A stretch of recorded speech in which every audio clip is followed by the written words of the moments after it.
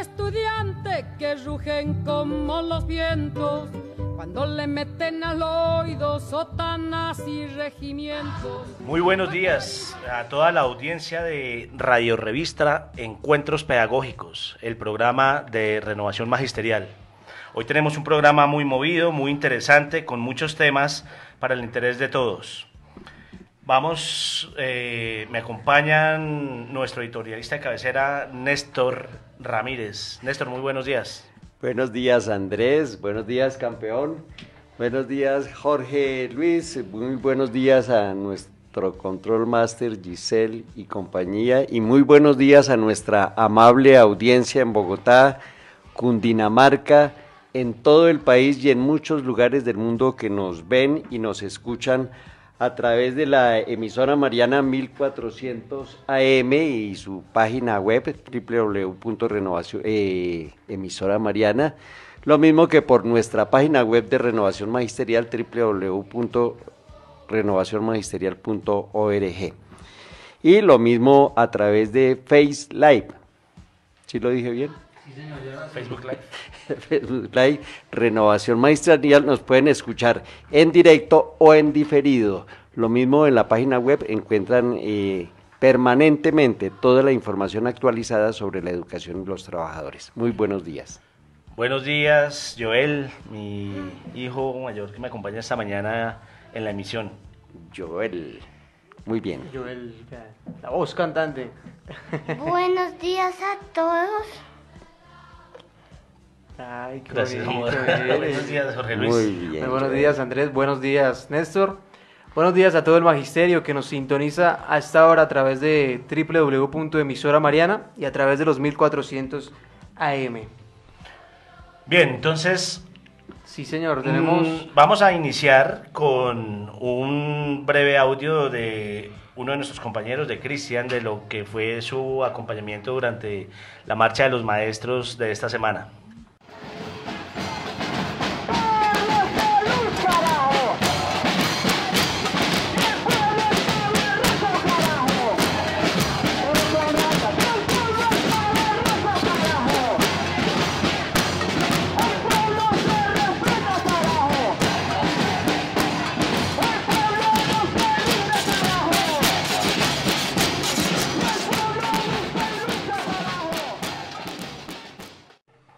Vamos a tener nuestro editorial. Como todos los sábados, Néstor Raúl muy juiciosamente se ha encargado de hacer un análisis social, político, del ámbito educativo.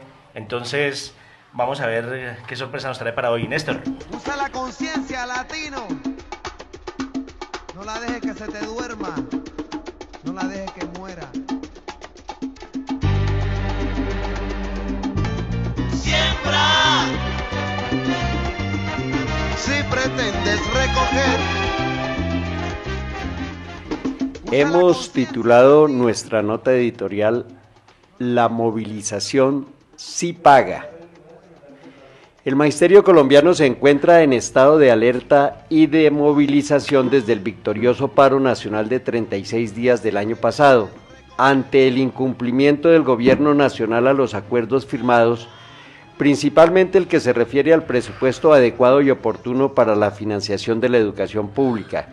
El gobierno nacional se comprometió y no ha cumplido a crear una comisión de alto nivel con la participación del Ministerio de Hacienda, el Ministerio de Educación, la Procuraduría General de la Nación y FECODE, con el propósito de elaborar conjuntamente una propuesta al Congreso de la República que reforme el Sistema General de Participaciones para que los recursos aumenten progresivamente durante 10 años. Para empeorar aún más la situación, el gobierno nacional, en contravía con lo acordado, presentó ante el Congreso el proyecto de ley 057 que afectaba negativamente en materia presupuestal la educación pública y el proyecto de ley 014 que pretendía convertir la educación en un servicio público esencial, con el objetivo de impedir que los maestros hagan huelgas y paros. Y ha sido la movilización permanente, los paros de 48 y de 24 horas realizados y la amenaza de la realización de un paro nacional indefinido del magisterio colombiano, lo que obligó al gobierno a retirar estos nefastos proyectos. Primero retiró el 014 que pretendía, como ya lo hemos dicho, convertir la educación en un servicio público esencial para que los maestros se viesen impedidos a realizar paros, que es la más importante herramienta para la defensa de la educación pública y los derechos de los educadores. Y recientemente el gobierno nacional retiró el nefasto proyecto 057 ante la amenaza del inminente paro nacional indefinido del magisterio colombiano y en el marco de la ejemplar y heroica masiva movilización de la comunidad universitaria, estudiantes y profesores exigiendo presupuesto para las universidades públicas, hoy sumidas en la peor crisis económica de toda la historia. Y la movilización social tendrá que continuar para impedir que la nefasta política del gobierno Uribe Duque se imponga, para obligar al gobierno a cambiar sus prioridades. La prioridad para el gobierno nacional tiene que ser el fortalecimiento de la educación pública, su adecuada y oportuna financiación. La prioridad para el gobierno nacional tiene que ser la protección a la vida de los ciudadanos, principalmente la vida de los dirigentes sociales. La prioridad no puede seguir siendo para el gobierno la abusiva e irresponsable intromisión en los asuntos internos de la hermana República Bolivariana de Venezuela y propiciar a como dé lugar una guerra contra Venezuela, cumpliendo sumisamente por lo ordenado por el sociópata que hoy dirige los destinos del Imperio del Norte, Donald Trump. La prioridad para el gobierno nacional no puede seguir siendo la de obligar por todos los medios que se permita la utilización del fracking y la explotación minera en los páramos y zonas de reserva natural. La prioridad para el gobierno nacional no puede ser la fumigación con glifosato a los cultivos ilícitos, tal como lo ordena Estados Unidos en contravía con lo acordado en los acuerdos de paz firmados por el gobierno y las FARC. Las prioridades para el gobierno, para el país, tienen que ser facilitar y garantizar las consultas populares y la protección de los recursos naturales, los páramos y el agua. La prioridad para el gobierno nacional tiene que ser garantizar la restitución de tierras a sus legítimos propietarios, los campesinos que fueron desplazados a sangre y fuego por el paramilitarismo. Seguiremos avanzando en la construcción de un gran frente común, estudiantes, profesores, padres de familia, trabajadores, campesinos, indígenas, sindicatos, organizaciones políticas y sociales, por la defensa de la educación pública desde el preescolar hasta la educación universitaria. Un frente común que defiende el derecho de las niñas, niños y jóvenes colombianos a una educación gratuita y de calidad. Derecho que incluye a las niñas, niños y jóvenes con necesidades educativas especiales, que incluye la educación rural en los campos y veredas de todo el país. Derecho que incluye la educación nocturna para los jóvenes y adultos trabajadores y que incluye también la defensa y fortalecimiento del SENA. Y seguiremos construyendo la más amplia unidad de los demócratas, de los trabajadores, de la gente de bien del país, unidad que permita derrotar en las urnas a esta clase política corrupta, vendepatria, enemiga de la educación, del medio ambiente, de la democracia y de la paz. Les habló Néstor Raúl Ramírez Moreno, integrante del Comité Ejecutivo de la Central Unitaria de Trabajadores CUT, subdirectiva Bogotá y Cundinamarca. Que tengan un feliz y placentero y tranquilo fin de semana. Los frutos que recogerás. Este programa se caracteriza no solamente por brindar análisis políticos, sociales, por brindar una visión, una lectura crítica del panorama colombiano. También nos damos a la tarea de hacer análisis pedagógicos. Y en este programa, el compañero Alejandro León preparó una nota muy interesante del encuentro con la pedagogía. Vamos entonces a escuchar una experiencia muy interesante que nos comparte desde la localidad de Usaquén. Buenos días, nos encontramos en Encuentros con la Pedagogía, un espacio para reflexionar sobre los diferentes proyectos que hay en el distrito. El día de hoy nos encontramos con la docente Leonor Cubides del Colegio Nuevo Horizonte Torca, quien nos explicará el proyecto que se maneja en el colegio. Buenos días, profe. Buenos días. El proyecto se llama Desarrollo Humano Sostenible para la Paz desde un Nuevo Horizonte, en donde se conjuga la parte rural y la parte medioambiental. Se trabajan 3 ejes principalmente, que es senderismo, producción limpia y manejo de residuos, atravesados transversalmente por cultura ambiental e impacto en comunidad. En cultura ambiental buscamos que los niños y niñas de este colegio se sensibilicen y concienticen sobre el manejo del medio ambiente. Hoy en día necesario porque se está aumentando el cambio climático por falta de conciencia en la raza humana. Y desde senderismo tratamos de que ellos conozcan las diferentes especies nativas, los microclimas que tiene el colegio y cuál es el impacto ambiental del cambio climático frente a la biodiversidad. Conocen algunas plantas, algunos animales propios de la región. En producción limpia tenemos la granja con producción orgánica, en el suelo con especies nativas y con especies foráneas. Y tenemos también el vivero con producción limpia, cultivos hidropónicos, que en estos momentos está a cargo de la profesora Miriam, con producción de lechuga. También en producción limpia tenemos los jardines. Los jardines, cada grupo, cada curso tiene a cargo un jardín donde lo arregla, lo organiza y con este se gana un premio que es un campamento. Los campamentos hacen parte de senderismo, en donde ellos están sensibilizándose, concientizándose con el medio ambiente, pero también descubriendo sus talentos. En manejo de residuos está a cargo de la profesora Mónica y Elizabeth. Ellas hacen clasificación en la fuente con 3 canecas y también elaboran ladrillos ecológicos con los que van a construir un kiosco en la granja para que los niños no les afecte la lluvia ni el sol. El impacto en comunidad, lo que buscamos es que los padres, la familia, la comunidad, los vecinos nos acompañen en las diferentes actividades. Es por eso que tenemos mingas y encuentros comunitarios los domingos, en donde ellos vienen, ayudan a organizar las eras, a sembrar a sus hijos y también ellos participan de las labores de la granja.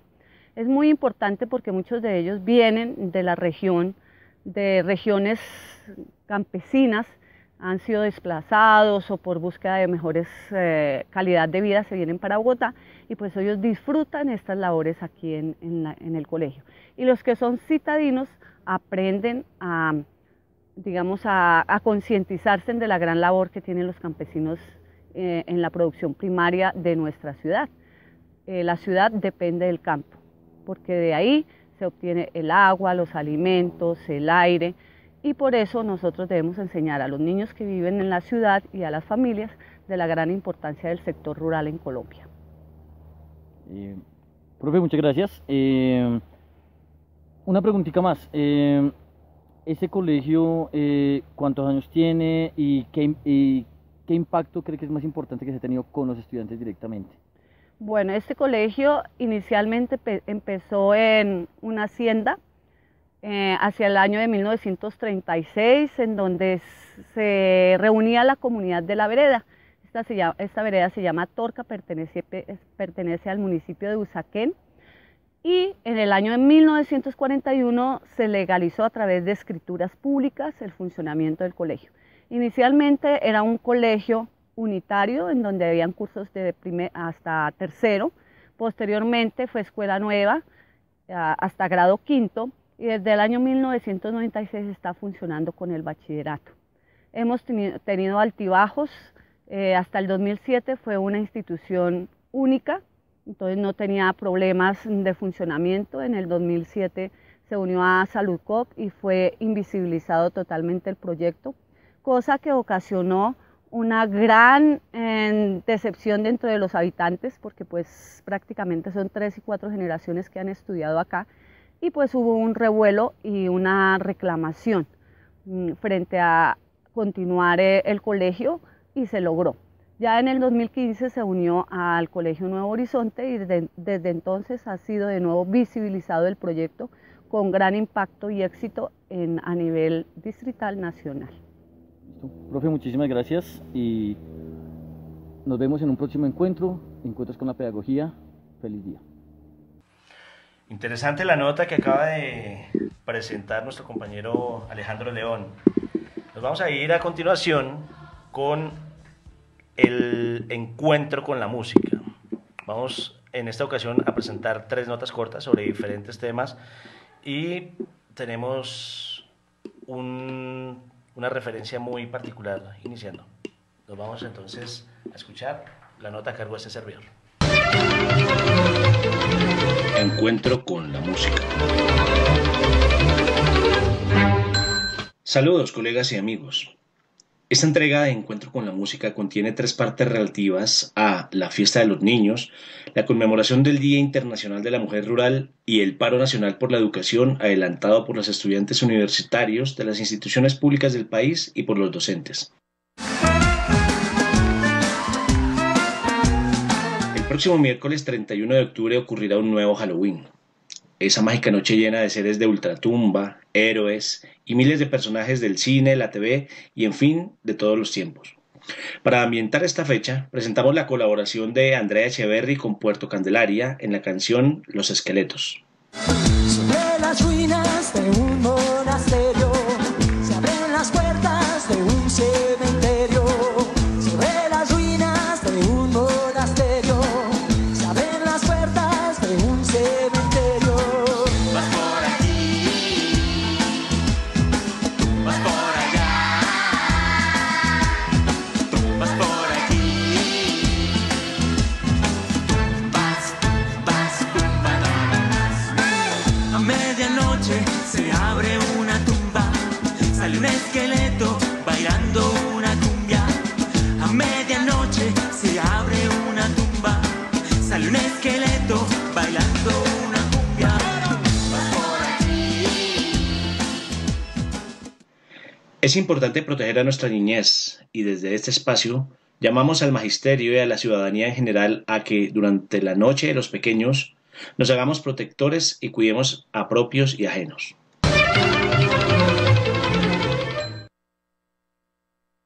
Bien, 8:50 de la mañana. Vamos a pasar entonces a una de nuestras ya acostumbradas y destacadas secciones con nuestra compañera Sonia Liliana Vivas en el Rincón de Apolonia.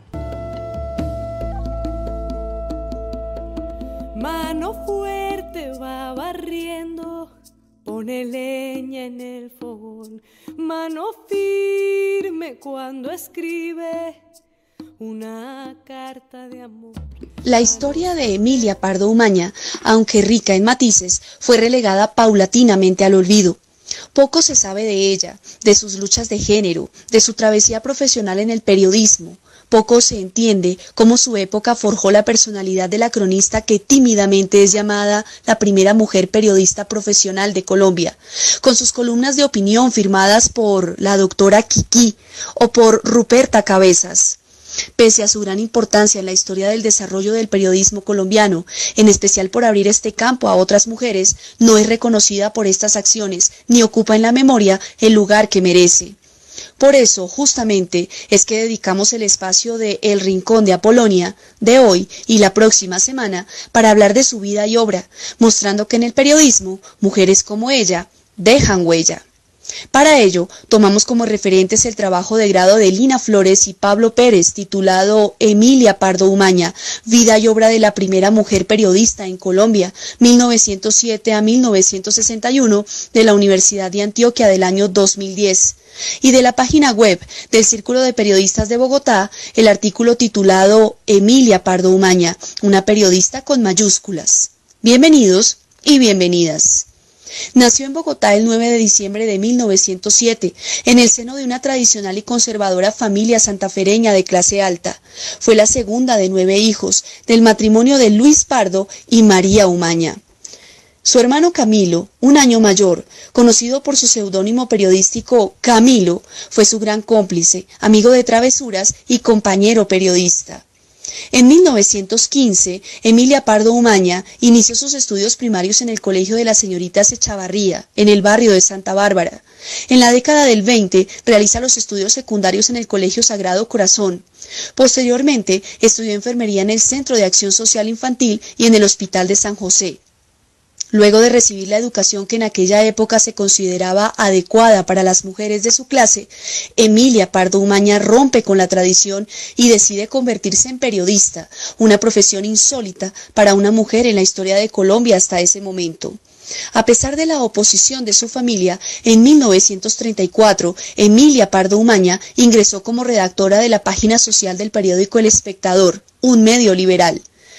Hizo escuela periodística de la mano de importantes personajes de la historia del periodismo colombiano como Luis y Gabriel Cano, Lucas Caballero Calderón, Tomás Rueda Vargas, Eduardo Santos, entre muchos otros, y se convirtió en una respetada columnista de opinión.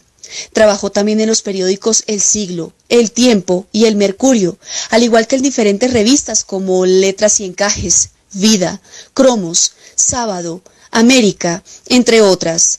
Además, participó de la junta fundadora del Círculo de Periodistas de Bogotá.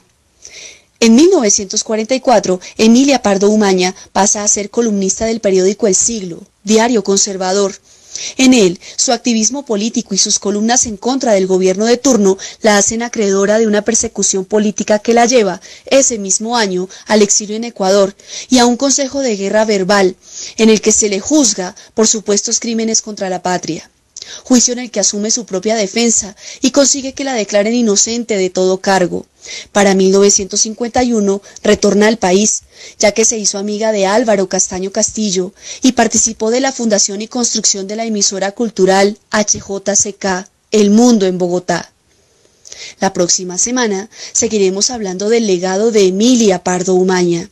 Antes de terminar, desde el Rincón de Apolonia, enviamos un saludo muy especial al profesor Adolfo León Ateortúa Cruz, ex rector y docente de la Universidad Pedagógica Nacional, quien se mantuvo en ayuno por más de 160 horas, como protesta ante la indiferencia y negativa del gobierno nacional para abrir una mesa de diálogo que busque soluciones ante el sistemático desfinanciamiento de la universidad pública. Su compromiso con la universidad es referente de lo que encarna el oficio de la docencia. Igualmente, no olvidamos al profesor Juan Carlos Yepes, de la Universidad de Caldas, al estudiante Yoldi León, de la UPTC de Tunja, a los y las estudiantes de la Universidad Pedagógica Nacional que se sumaron a la entereza y convicción del profe Ateortúa, del profe Yepes, de Yoldi, y adelantan también ayunos voluntarios en señal de protesta. Total solidaridad con su causa, que también es mía, es de todos y todas. Soy Sonia Liliana Vivas Piñeros y El Rincón de Apolonia. Feliz fin de semana.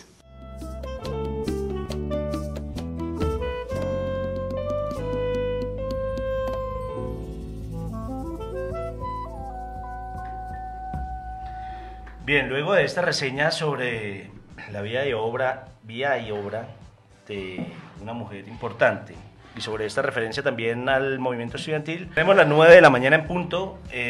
Se han estado moviendo nuestras redes sociales. En este momento, a través de Facebook Live, tenemos conectadas alrededor de 15 personas. Queremos saludarles, queremos decirles que nos sentimos muy bien con que estén en la audiencia, y pues las personas que están conectadas son Ana Buitrago, nuestra compañera Liliana Jiménez, que nos acompaña esta mañana en cabina vinculándose a los quehaceres de este programa, José Mosquera, Encuentros Pedagógicos, nuestro colega y compañero Héctor Emilio, que seguramente nos está siguiendo la pista desde su casa, Andrés Cubides, Claudia Patricia Galeano, Olga Cruz, Carolina Sanabria, Sergio Buitrago, que también estaba pendiente, Ivonne León, Diana, el Rincón de Apolonia, me imagino que Sonia también nos está siguiendo, nuestra directora, por supuesto, Heidi Quijano,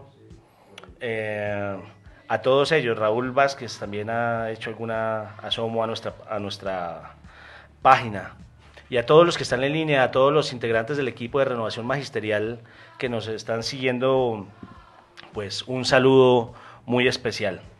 En la mañana de hoy tenemos bastante de información acerca del panorama distrital y el panorama nacional. En esta ocasión el informe de nuestro compañero Andrés Cubide Rodríguez en el informe distrital nos va a traer bastantes luces sobre lo que ha acontecido ahora que él ha asumido un rol directivo en la Asociación Distrital de Trabajadores y Trabajadoras de la Educación. Entonces vamos a escuchar ese informe distrital y posteriormente tendremos un momento para el análisis.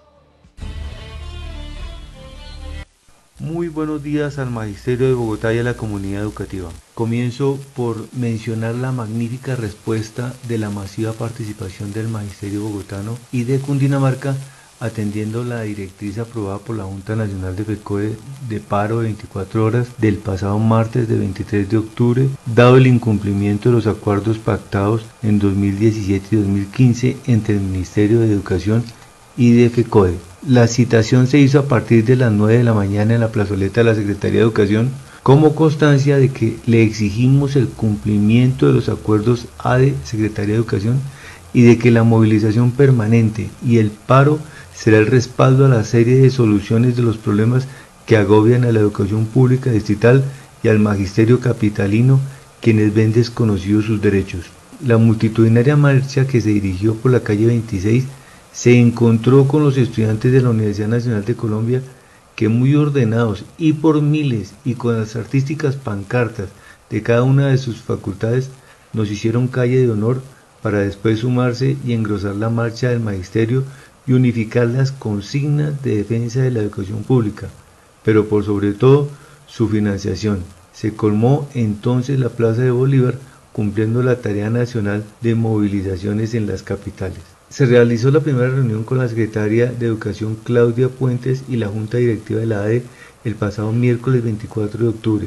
El primer punto que se trató fue sobre el de proyección y oferta para el 2019. Señalamos que esto no es potestativo de las rectorías ni de los diles y que la oferta le corresponde hacerla a cada colegio en su autonomía reconocida por la Secretaría de Educación en una resolución. También que la proyección del 2019 es una función del Consejo Directivo establecida en el numeral D del artículo 23 de la Ley 115 de 1994, en concordancia con el Consejo Académico, quien organiza el plan de estudios como órgano consultivo y estructura las asignaturas.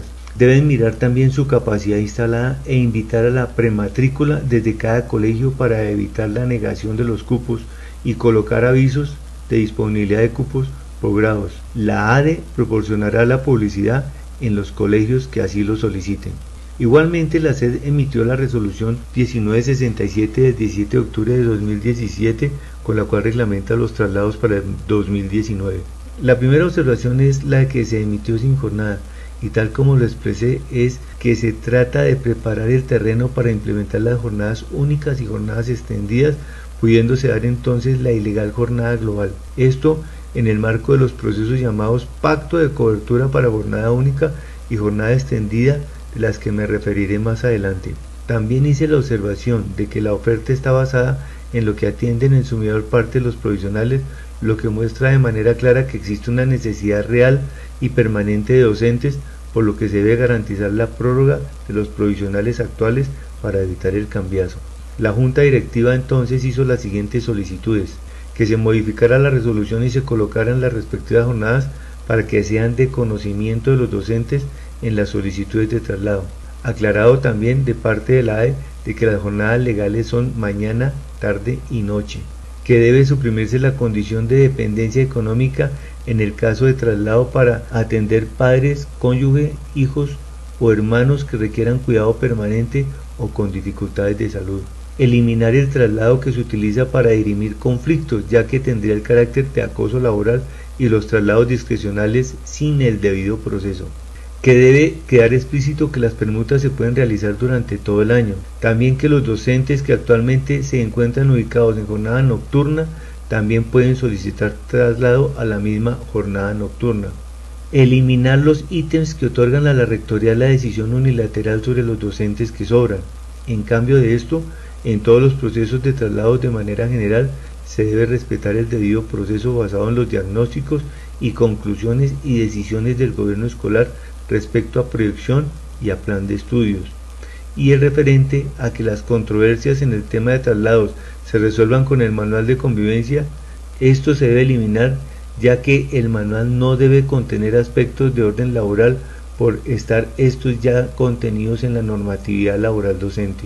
También se pide que se elimine la prohibición de que un docente se pueda trasladar de jornada dentro de la misma institución.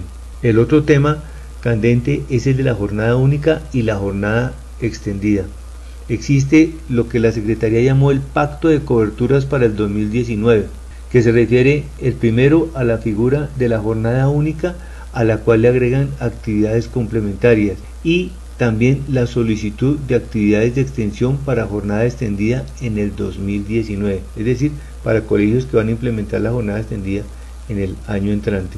Es un proceso que exige únicamente el acta del Consejo Directivo, desconociendo el debido proceso de reforma al PI, tal como lo reza la Ley 115 de 1994 y su decreto reglamentario 1860 de 1994, artículo 15, numeral C, que exige el mismo procedimiento de consulta con los estamentos de la comunidad educativa en el gobierno escolar, y después que sea adoptada en el Consejo Directivo. Ni tampoco en los instructivos para incluir los colegios en estas nuevas jornadas se exige el cumplimiento de todos los 4 requisitos contenidos en el decreto 2105, a saber, infraestructura, personal docente, PAE adecuado y todos los servicios públicos, lo que quiere decir que si no se cuenta con una planta física que tenga todos los espacios y recursos necesarios, sin restaurante, sin comedor estudiantil, sin alimentación adecuada, nivelada y suficiente de acuerdo a las diferentes edades, o que no cuente con todos los servicios públicos, si uno de estos elementos no se tiene, entonces no se puede implementar la jornada única y de idéntica manera ninguna jornada extendida, ni ampliada, ni reforzada, ni llámese como se llame. La Secretaría de Educación también expidió la reglamentación del calendario académico 2019, donde no aparecen las semanas no presenciales. Ante la exigencia de la Junta Directiva de la ADE, la Secretaría de Educación se comprometió a sacar la circular que aclare la no presencialidad de estas 2 semanas. El otro es el procedimiento para el reconocimiento de la jornada extendida que se desarrolla durante el 2018. Esta tiene el carácter de legalizar una jornada que a todas luces se enmarca en las condiciones violatorias de los derechos de los estudiantes. En otras palabras, les llevan en un proceso virtual por intermedio de aplicativo a legalizar el harakiri, pues el Comité Técnico de Jornada Extendida o Jornada Única después les expedirá la resolución de reconocimiento de jornada. Se hizo también la aclaración que para todos los casos de jornada extendida son jornadas escolares y no son jornadas laborales docentes, a quienes se les debe respetar su resolución de ubicación que especifica jornada y área. Por último, me refería a la problemática de los docentes de las universidades Javeriana, Distrital y Pedagógica, que están solicitando que se les abra el sistema del ICETEX para poder terminar el proceso de subir los documentos y así poder gozar de la financiación de la Secretaría de Educación, que tiene el carácter de préstamo condonable por contraprestación de servicios y que se ve desconocido por realmente una mala interpretación en el protocolo, y a la Secretaría de Educación le hemos solicitado que se dé la orden administrativa para abrir el sistema y terminar este proceso. Y de igual manera se solicitó la revisión a la decisión de interpretación favorable de la normatividad para los docentes que han terminado sus estudios financiados de posgrado por la Secretaría de Educación y que de manera equivocada se aplica el año de gracia que tienen los maestros para presentar el título y solicitar la condonación de la deuda. Pues entonces aquí también le hemos solicitado a la Secretaría de Educación que se revise y se dé una interpretación favorable, porque de lo contrario estos docentes se verían obligados a pagar el costo total de todos los semestres. Les habló Andrés Cubier Rodríguez, integrante de la Junta Directiva de la ADE, Secretaría de Seguridad Social y Salud. Un feliz fin de semana. Bueno, después de este nutrido informe que nos aporta el nuevo directivo de la ADE, nuestro estimado Andrés Cubides, Vamos a pasar, bueno, antes quiero saludar a las personas que nos han seguido la pista por Facebook. Pasamos de un número de 14 a 20, está fluctuante, pero estamos bien acompañados. Entonces queremos también que por favor interactúen con nosotros, que envíen sus comentarios, inquietudes, en fin, estamos muy pendientes de nuestra audiencia. Bueno, vamos a pasar a continuación a escuchar un análisis muy interesante. Nosotros que tenemos espacios para las artes y todo, vamos a contactarnos con nuestro compañero Eduardo Clavijo, quien nos va a ofrecer su análisis en el encuentro con el cine. Eduardo, bienvenido a Encuentros Pedagógicos en la mañana de hoy. Muy buenos días. Muy buenos días a todos, a la mesa de trabajo y a los compañeros que están allá escuchando, siguiendo el programa a nivel nacional y obviamente digital. Bien, bueno, muchas gracias por ese aporte. Nos traes un interesante análisis de una película que además creo que está recibiendo una nominación en este momento, pero pues no me voy a adelantar. Por favor, cuéntanos de qué se trata. Bueno, gracias, sí. Vamos a hablar de cine colombiano nuevamente. Hay una película que recientemente se estrenó titulada Pájaros de Verano. Y esa es una película de la dupla Ciro Guerra y Cristina Gallego, quienes ya habían, digamos, traído una película que fue nominada a premios Oscar como El abrazo de la serpiente, una gran película. Entonces este año ellos nos presentaron la película Pájaros de Verano, que es una mirada a la evolución que hubo en los años 60 y 70, cuando empezó el narcotráfico en Colombia, y concretamente el espacio, digamos, ahí toman La Guajira, como los pilotos o como los norteamericanos, los famosos cuerpos de paz, esas personas que llegaron de Estados Unidos, trajeron, además de otras cosas que vinieron a hacer aquí a Colombia, también venían a surgirse de la marimba, de la marihuana. Entonces, por aquella época estaba apetecida la Sierra Nevada de Santa Marta, y allí en la película empiezan ellos a contactarse con algunos clanes de los guayú, y esto se convierte en los proveedores hasta incrementar un negocio bastante fructífero, que fue lo que desembocó después de la bonanza marimbera de esa época, parte de los 60 y los 70, desembocó luego al negocio de la cocaína.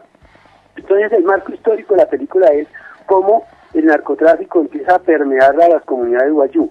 Ese es como el referente histórico.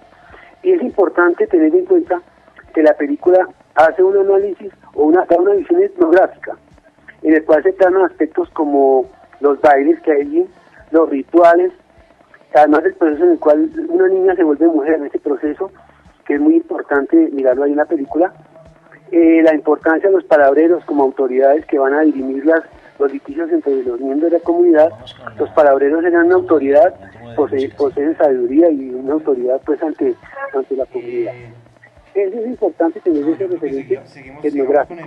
Y también cómo el ansia de dinero y la ambición hace que algunos de los integrantes de los clanes digamos, se inmiscuyan en el negocio narcotráfico. También llama la atención aquí un punto, y es el punto de vista matriarcal que presenta la película. Hay mujeres muy empoderadas y fuertes que tienen un gran liderazgo en la comunidad. Ese aspecto se resalta en Úrsula, que es como una matrona, que es la guía de la familia. Esta matrona es interpretada muy bien por la actriz Carmiña Martínez. Entonces esa es como también la referencia que hay respecto desde el punto de vista de género, de cómo las mujeres allí tienen una gran importancia. Se resalta mucho la fotografía, tiene una fotografía muy buena, además de las actuaciones. Allí hay actores naturales, además de algunos actores que son profesionales, hay también actores naturales, y esto es importante resaltarlo. La música ya también tiene muchos elementos de la cultura guayú, de la cultura indígena. La música, desde luego, es muy importante. Esta película también está siendo promovida actualmente para ser nominada tanto a los premios Goya como a los premios Oscar de la Academia. Entonces, de ahí su importancia, ha tenido una aceptación en el público, no solamente aquí en Colombia, sino en el extranjero. Este tipo de películas vale la pena destacarlas porque nosotros como docentes tenemos que aprovecharla para analizar el devenir histórico y cultural de nuestro país, que la tengamos en cuenta para el trabajo con nuestros estudiantes y desde luego para hacer foros con nuestros colegas. Esa es hasta ahora pues la visión que doy yo. Les agradezco mucho pues el espacio y hasta un próximo encuentro con el cine. Estuvo con ustedes Eduardo Clavijo, docente de la institución León 13 de Soacha. Un abrazo fraternal, feliz fin de semana. Música. Bien, Eduardo, muchas gracias por esa reseña de cine tan interesante. Todos invitados a ver nuestro cine colombiano, a apoyar esta industria que además va en crecimiento y que además se nos hace, en realidad nos enorgullece ver al director Ciro Guerra haciendo su mejor esfuerzo, haciendo un trabajo muy pulcro que muestra que tenemos calidad. El cine colombiano es un cine de calidad, entonces los invitamos a apoyar. Vamos a pasar un momento a una información clave que nos trae Néstor. Sí, es un llamado a las compañeras y compañeros egresados de la Universidad Distrital. Es que el próximo 15 de noviembre van a ser las elecciones para elegir nuestros representantes egresados ante el Consejo Superior Universitario de la Universidad Distrital. Entonces hay que verificar en la página de la Universidad Distrital si estamos en el censo electoral, los egresados. Y si no estamos, hay que solicitarle a la universidad la validación, la información para quedar ahí. Entonces, el próximo 15 de noviembre, elecciones en la Universidad Distrital al Consejo Superior, egresados. Renovación Magisterial está proponiendo una excelente plancha, la plancha número 5, conformada por la compañera Adri Liliana Manrique, profesora licenciada en Química, y el compañero Juan Carlos Toro. Ellos están en la plancha número 5 y Renovación Magisterial los está apoyando porque sabe de las calidades de estos dos compañeros, la profesora Adri Liliana y el profesor Juan Carlos Toro. Elecciones egresados, Consejo Superior, Universidad Distrital. Bien, interesante promover nuestros candidatos, sí. Los que son del afecto, cercanos a Renovación Magisterial, pero además de la universidad, de allá de la Distrital, que debo decirlo, es mi alma mater, con mucho, sí, a mucho orgullo, perfecto. Por supuesto. Bien, vamos a pasar a un encuentro con la música, de nuevo, para refrescar este programa. Néstor, está un poquito, se nos ha pasado casi 15 días, pero no podía dejar que el mes terminara sin hacer una referencia al Día Internacional de la Mujer Campesina. Sí, claro que sí. No solamente el campo como un sector importante, vital, no solo para la vida, o sea, aquí todos los días comemos yuquita, papita, lechecita, carnecita, todo lo que llega del campo, y el les trabajo del debemos campesino, mucho a estas mujeres, entonces pero vamos... especialmente las mujeres campesinas en Colombia, que entre otras cosas fueron las víctimas del conflicto, es decir, en la población la condición de la mujer fue la más atropellada. Lo han sido históricamente, y entonces a ella nuestro cariño, nuestro reconocimiento, además porque provengo de una familia de origen campesino, y las mujeres campesinas de mi familia las quiero mucho, entre esas a la madre mía. Entonces, vamos con el encuentro con la música. Encuentro con la música. El pasado 15 de octubre en Colombia hubo una conmemoración que pasó casi inadvertida, el Día Internacional de las Mujeres Rurales. Es a su tesón, a la fuerza de su carácter y a esa espectacular sencillez y belleza a lo que rendimos homenaje. Pero también es preciso decir que no olvidamos que es justamente en ese contexto rural en donde se presentan los niveles más altos y los casos más frecuentes de discriminación y violencia hacia ellas. Desigualdades en el empleo y los salarios, en la educación, el acceso a la propiedad, la participación y violencias de género, intrafamiliar y de tipo sexual son una constante que debe desaparecer. A continuación, aparte del canto a las mujeres en Chile. Canto a las mujeres que trabajan en el campo, moviendo el trapiche para hacer el guarapo. Canto a las mujeres que trabajan en el campo, moviendo el trapiche para hacer el guarapo. Que siembran la tierra con amor y pies descalzos, levantan familia y hacen brotar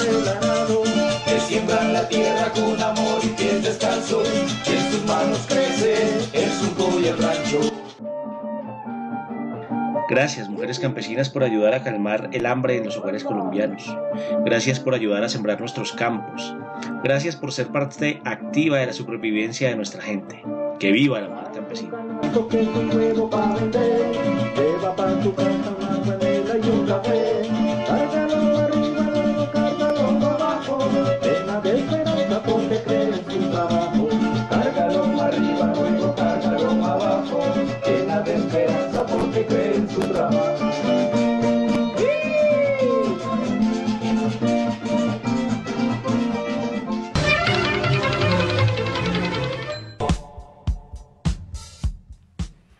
Bien, entonces, después de este corto break musical, tenemos cosas que comentar. Néstor. Claro, hacer un énfasis en la importancia de la movilización. Es decir, la movilización, como decíamos en nuestro editorial, la movilización sí paga. Entonces, lo que está sucediendo en el país, ahorita vamos al panel de la educación superior y anoche el país se enteró de que el gobierno hace una propuesta tratando de resolver los problemas de la universidad pública, pero si no es por las movilizaciones, por los paros en que están las universidades públicas, la de Antioquia, la nacional, si no es por esa agitación de estudiantes y profesores, seguramente el gobierno no estaría pensando en la educación. Por eso hay que cambiarle las prioridades al gobierno. Ya no puede ser seguir metido ahí en el cuento de Venezuela y en esos cuentos del glifosato y del frac. No, el gobierno tiene que poner los ojos en el campo colombiano, tiene que poner los ojos en la niñez colombiana. Esos son los asuntos prioritarios para el país. Por supuesto. En lo que vamos a escuchar ahora, pues vamos a ver que en realidad, Néstor, yo considero que no solucionan el problema estructural de la educación superior. Lo que están haciendo es poner paños de agua tibia, tratan de... hacen como... se dice coloquialmente, abren un hueco para tapar otro. Y eso es lo que están haciendo con el presupuesto para la educación superior pública en el ámbito nacional. Y tal como usted lo señala, son muchos los frentes que el gobierno debe atender para poder brindar una calidad de vida digna a la población. Sí, aquí lo que hay que hacer es una reforma constitucional y el gobierno se comprometió con FECODE a presentar un proyecto de reforma constitucional que resuelva el problema de la educación pública. Esa tiene que ser una prioridad nacional, pero no en el discurso de los políticos en elecciones, sino que efectivamente además es que salimos de la guerra, ya no puede haber plata para la guerra, es la plata para la educación. A eso me iba a referir. Lastimosamente los 3 billones, con B, billones de pesos que le han inyectado a la guerra, hombre, esa platica hace falta para la educación, para educar a gente como el bachiller Macías, el presidente del Senado. Pues sí. Un mal ejemplo para los jóvenes, o sea, con el señor Macías en el Congreso da la impresión de que aquí no hay que estudiar, no se necesita sino tener unas malas relaciones, malas compañías que lo pongan a uno en esos, hasta de presidente. Así es, el bachiller Macías es el mejor ejemplo de por qué la gente tiene que tomar la educación superior en este país. Hay que estudiar. Es un derecho que se nos deben garantizar a todos. Bien, entonces vamos a entrar a un corte institucional para poder tener ese panel sobre la educación superior y el informe de nuestro directivo de FECODE, Miguel Ángel Pardo Romero. Vamos a un corte institucional en emisora Mariana, 60 años, un solo corazón.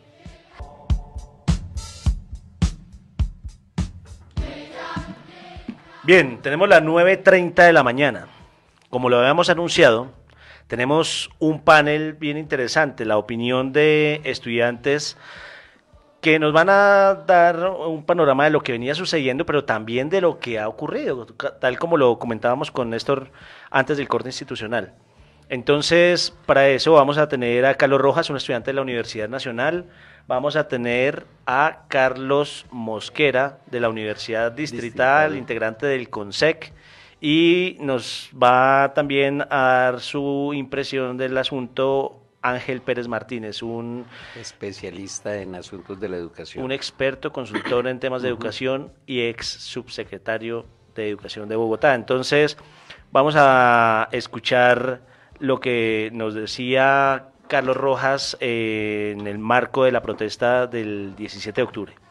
Buenas tardes, mi nombre es Carlos Rojas, soy vocero del Departamento de Geociencias ante el movimiento estudiantil, un movimiento que ha venido creciendo masivamente y que ha demostrado que puede generar cambios en el país, y estamos aquí hoy apoyando a los profesores y a los estudiantes que necesitamos realmente que la educación del país no se vea como un privilegio para unos pocos que pueden pasar un examen o que tienen dinero para pagar universidades privadas, sino que la educación sea vista como un derecho para todos, en la que la mayoría del pueblo que se quiera educar lo haga. El actual gobierno nos ha quitado presupuesto, tenemos un déficit de 18.2 billones de pesos, que es como si a 18 millones de personas se les pidiera 1 millón de pesos, y creemos que esto es un chiste para una nación, para cualquier nación del mundo. Sentimos que la única manera en la que Colombia puede cambiar es con un país educado y en el cual todas las personas puedan tener acceso a este tesoro preciado que yo, como estudiante de la Universidad Nacional de Colombia, quiero defender y quiero que sea para la mayor cantidad de personas.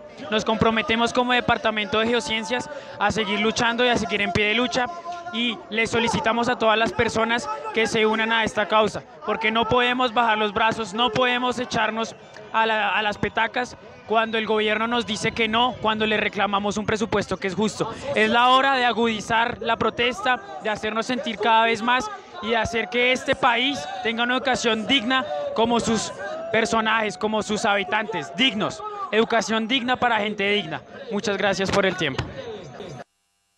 ¿Listo? No es muy alentador el panorama que nos presentaba Carlos Rojas, el estudiante de la Nacional. Han ocurrido cosas, pero digamos que aparte de la visión de los chicos que se han movilizado, nuestros compañeros estudiantes, tenemos también la opinión de expertos. Entonces, en esta ocasión tenemos a Ángel Pérez, como lo habíamos anunciado. Vamos con el audio de Ángel. Días a los oyentes de este programa, especial saludo a los docentes, a los padres de familia y a los estudiantes.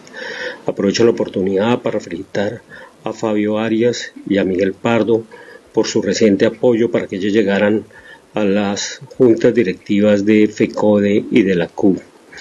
De alguna manera es un reconocimiento a toda una vida de lucha y de trabajo en favor de los sectores menos favorecidos de la sociedad colombiana.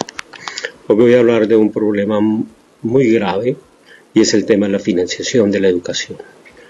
El país, la sociedad, y yo creo que la mayoría hoy de personas que trabajan en el tema educativo, incluyendo técnicos vinculados al gobierno o a programas neoliberales, reconocen que efectivamente destinamos muy pocos recursos para la educación en general en Colombia.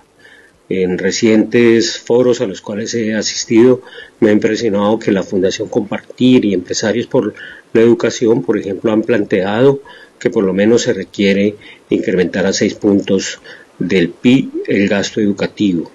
Nosotros hemos estado proponiendo desde hace un tiempo atrás que el país debería estar gastando entre 6.5 y 7 puntos del PIB.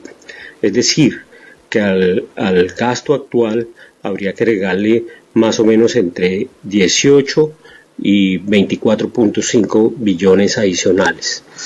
Hemos cometido un error garrafal, y es ligar la financiación de la educación en Colombia a la inflación. Y eso es muy grave porque, por ejemplo, en educación superior está claro que mientras los recursos crecieron entre 1993 y el 2017 en un 70%, por ejemplo, la matrícula creció en el 315%. Eso es lo que conlleva que en el año 1993 estábamos pagando por estudiantes cerca de 10.5 millones de pesos, y este año estemos solamente transfiriéndole a las universidades cerca de 4 millones de pesos. Es decir, las universidades y en general el sistema educativo de educación superior perdió cerca del 60% del total de con lo que se financiaba un estudiante. Claro, y el especialista que está hablando, Ángel Pérez, conoce la situación no solamente en el país, sino en América Latina, de manera que él presenta siempre un análisis comparativos con lo que en la materia está sucediendo en los demás países.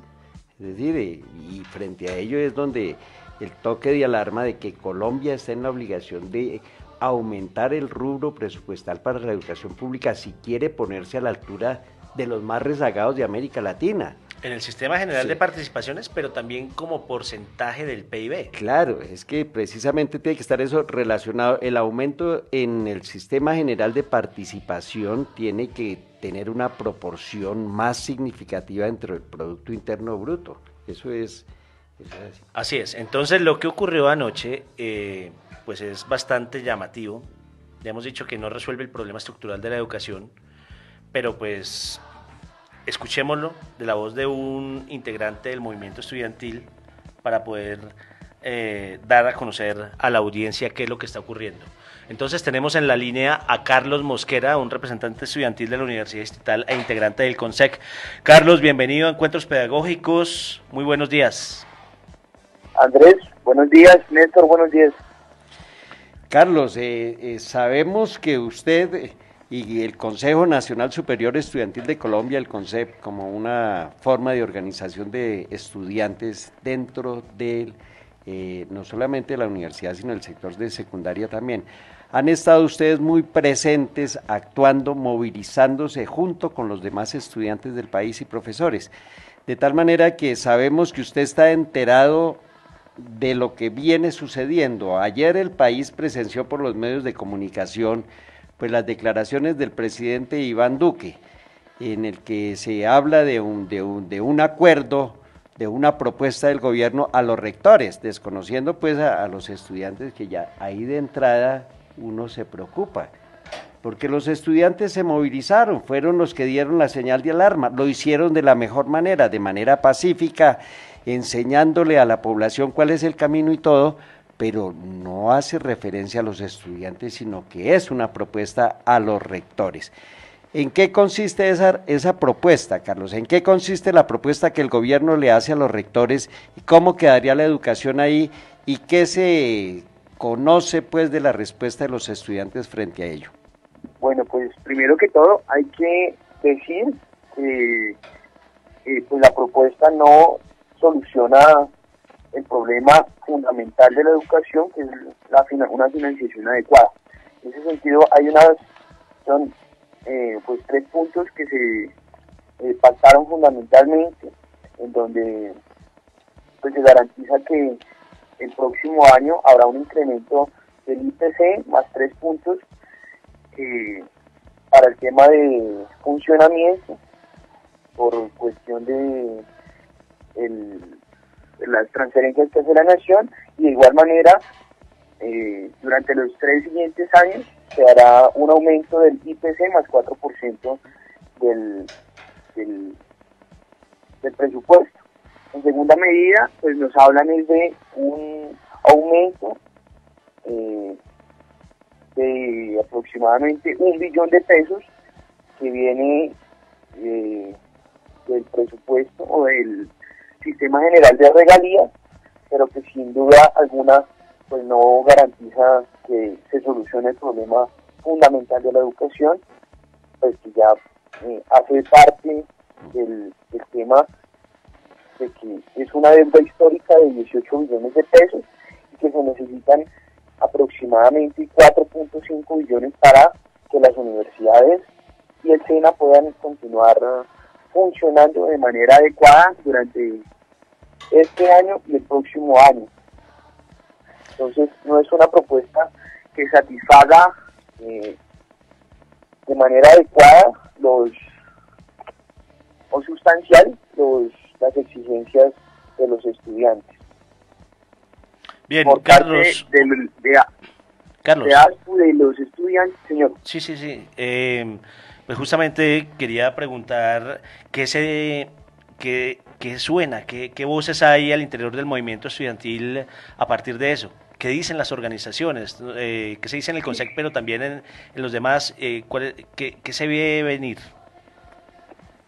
Bueno, nosotros fundamentalmente hacemos un llamado a que el gobierno nacional pues nos tenga en cuenta a las agremiaciones, a las plataformas organizativas, la ACRES, la UNES, CENARES, pues en los últimos días hemos desarrollado y hemos propendido por la unidad de acción y en el aspecto programático, y esperamos que el próximo martes nos podamos reunir, esta vez, como lo hicieron con los rectores, con la ministra, con el Ministerio de Hacienda, con el Ministro de Hacienda, y que podamos solucionar de manera efectiva, de manera adecuada nuestro pliego de peticiones, que se solucionen y se garanticen verdaderamente pues las exigencias que estamos solicitando en estos momentos.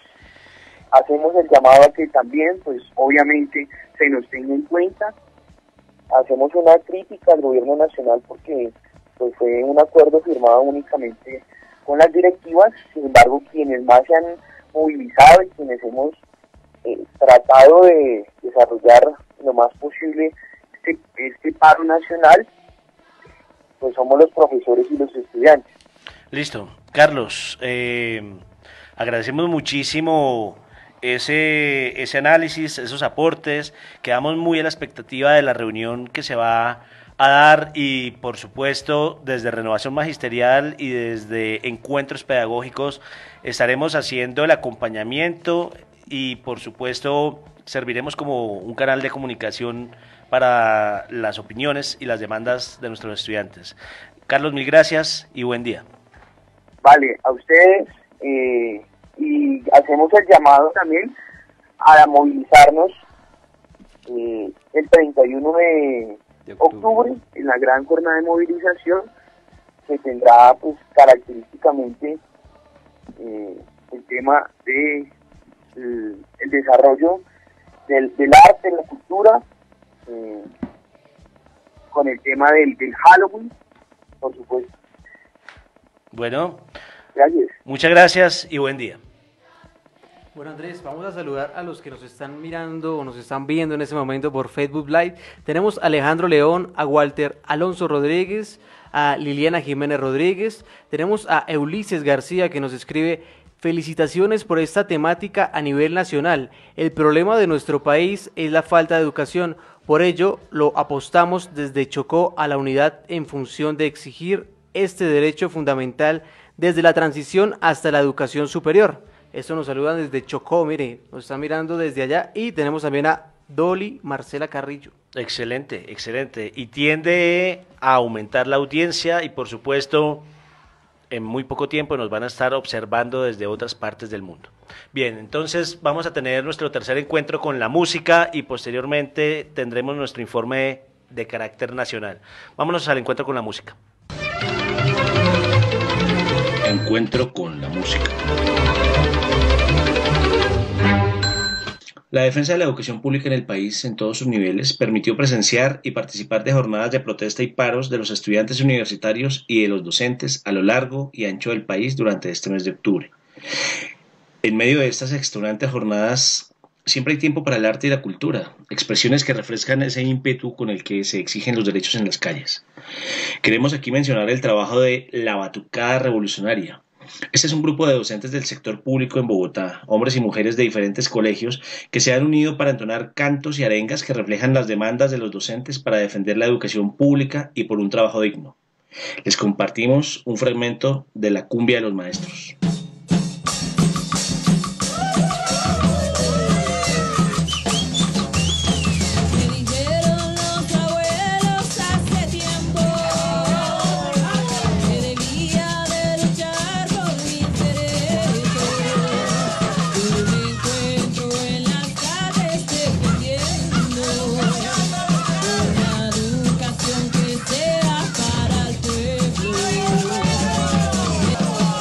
Mira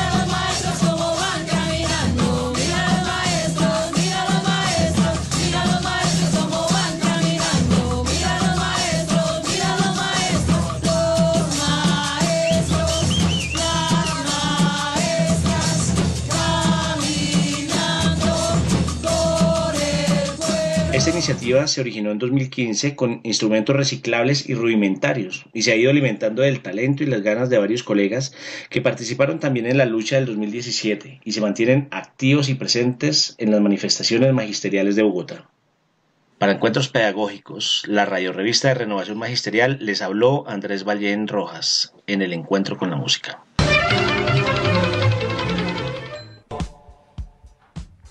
Bien, lo que sigue, Néstor, es el análisis del secretario de Asuntos Pedagógicos, Educativos y Científicos de FECODE, nuestro colega y amigo Miguel Ángel Pardo Romero, teniendo en cuenta que ha sido este fin de mes ha estado bastante convulsionado. Tuvimos el día 23 una marcha nacional, un paro de 24 horas, en el que Bogotá tuvo una presencia masiva.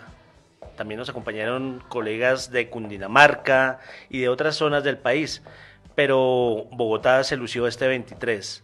Pudimos ser muchos más, pero fue bastante nutrida esta movilización. Entonces, lo que se ve venir es que debemos seguir exigiendo nuestros derechos.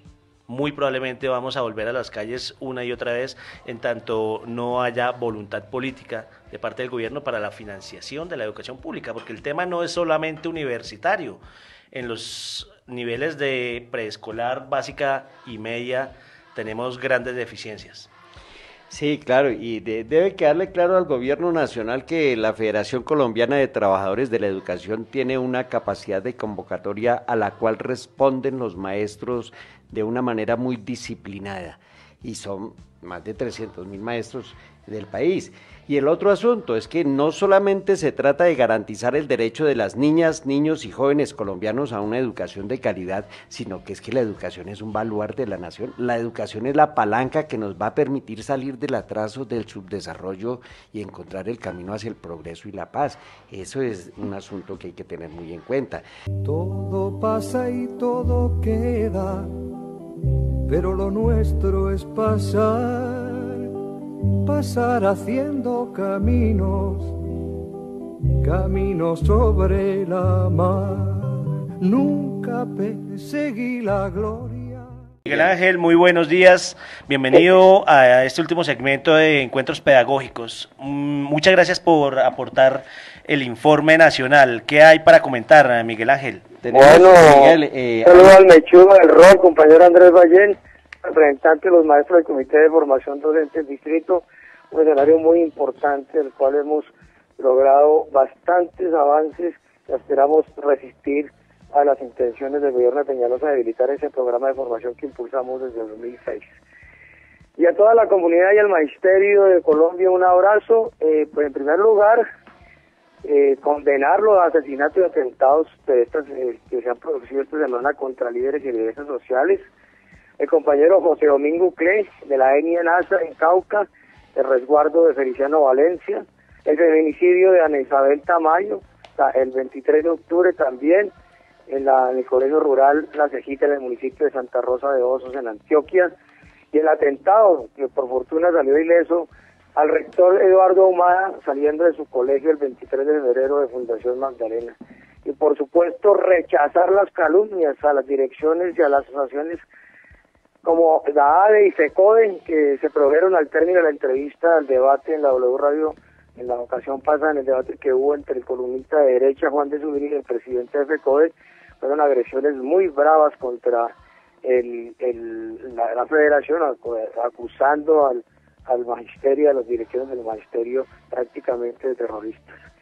Y por supuesto estamos rechazando y condenando estas afirmaciones de algunos periodistas. O algunos medios más bien. El otro aspecto, por supuesto, nuevamente desde aquí, todas las veces que yo vaya a intervenir, es la libertad inmediata a Marcelo Torres, hoy en la cárcel, y justamente no hay razón jurídica o legal para que el maestro de maestros de los trabajadores se encuentre hoy en la cárcel y no hay ninguna razón para que le nieguen su excarcelación. Miguel, Miguel, y en cuanto a las actividades del magisterio, las movilizaciones, ¿qué nos puedes informar? No, el balance del paro creo que es altamente positivo, ya Andrés habló de ello. Fue masivo, emotivo, solidario, pero sobre todo marca un camino, el gran frente por la defensa de todas las modalidades y niveles educativos, como tú lo dijiste hace poco, en la educación preescolar, la educación que atiende a los niños con necesidades educativas especiales, la educación básica, media, rural, de jóvenes adultos, y por supuesto técnica, tecnológica y en todas las modalidades de la educación superior. Eso es lo que se sella simbólicamente en las calles el pasado 23 de octubre y tenemos que hacer honor y fortalecer ese gran frente con todos los sectores. El otro aspecto, señalar que en el tema de las relaciones con el Ministerio de Educación Nacional, pues la ministra el pasado miércoles muy hábilmente hizo unas declaraciones y en esas declaraciones la ministra prácticamente planteó que hemos llegado a acuerdos y que los acuerdos se están materializando, los firmamos hace un año entre el gobierno y la federación. Les queremos señalar uno por uno. Nosotros cuando nos vimos el 3 de octubre con la ministra le planteamos 4 asuntos: el retiro del proyecto de ley 057, el cumplimiento del conjunto de los acuerdos y el retiro de los colectivos protocolos de la evaluación de desempeño y todos los temas pertinentes al cumplimiento de los términos de los contratos entre la fiduciaria y las empresas de salud. Sobre el retiro del proyecto de ley 057, pues la ministra se ha negado a hacerlo. El próximo miércoles los volvemos a ver y nos vamos a ver en una situación en que nosotros logramos ese retiro.